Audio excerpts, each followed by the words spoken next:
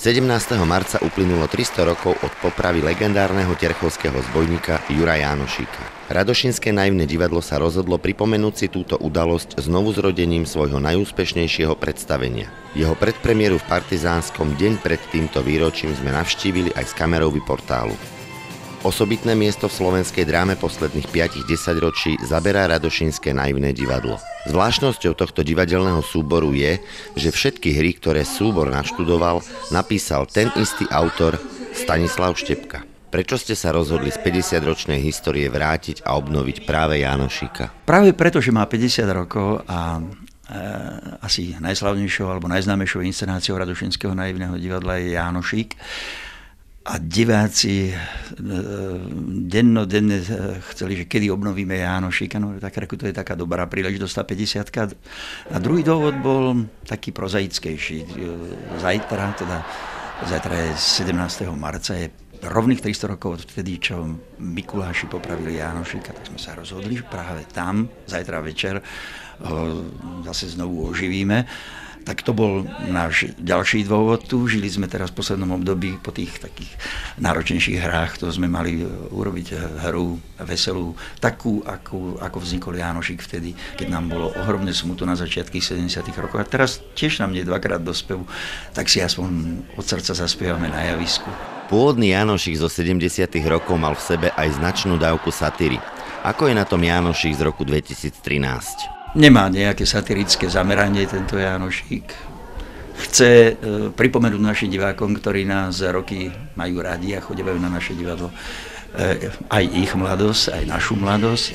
A to nie, v mojom chápaní to nie je málo. Je to dosť, aby mali pekný večer, po ktorom pôjdu domov s dobrou náladou. Naše divadlo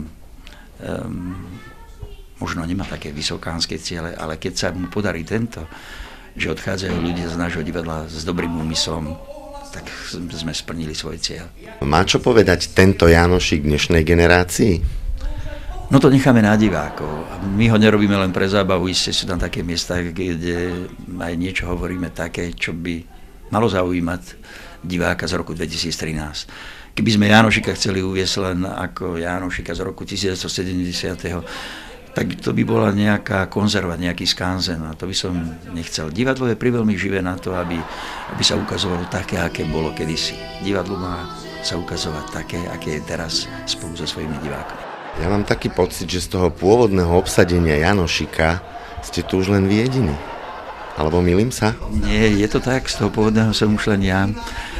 Ale tí ostatní Jánošikovci už sa tam tak rozliezli všelikde do sveta, niektorí sú už aj v inom svete.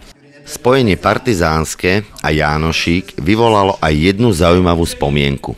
Vždy, keď idem po Partizánskom, a najmä tu po tomto námestí, tu vedľa bol spoločenský dom, sa to volalo, a v tom spoločenskom dome v 71.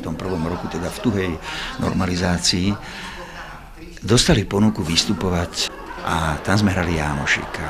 Počas toho predstavenia prišiel jeden pracovník, taký funkcionár, aby sme prestali hrať, lebo si to neželá súdruh predseda Slovenského ústredného výboru Socialistického zväzu mládeže, že vraj to uráža jeho, lebo tam hovoríte na javisku tvrdo a on tiež tak tvrdo hovorí, takže by ste mali s tým hneď prestať. No, veru, aj sme prestali, tak sme ho obesili, respektíve popravili tam čím prvo, tak sa to nejako skončilo. A má to takú zvláštnu, smutnú trpku do hru, že nedávno sme hrali v Prahe a prišiel za mnou jeden chlap, ktorý hovoril takou zvláštnou československou rečou a hovorí, že či si na ho spomínam, že to je on, čo bol v tom Partizánskom, vtedy nám prišiel nám odkázať to, čo nám odkázal, teda aby sme Jánošíka nehrali. A ja som veľmi rád, že dnes Jánošíka hráme zase v Partizánskom, že tu má v podstate premiéru, že to sú prvé predstavenia dnes tohto, takže máme takých skvelých divákov, akí boli popoludnia, akí sú aj teraz večer. Jánošík v pôvodnej podobe dodnes drží na Slovensku nevydaný divadelný rekord so 750 reprízami. Či prekoná jeho nová javisková podoba tento rekord a či dokáže znovu zrodený Jánošík prekročiť svoj tieň a naplniť očakávania aj u konzervatívnejších divákov, ukáže čas.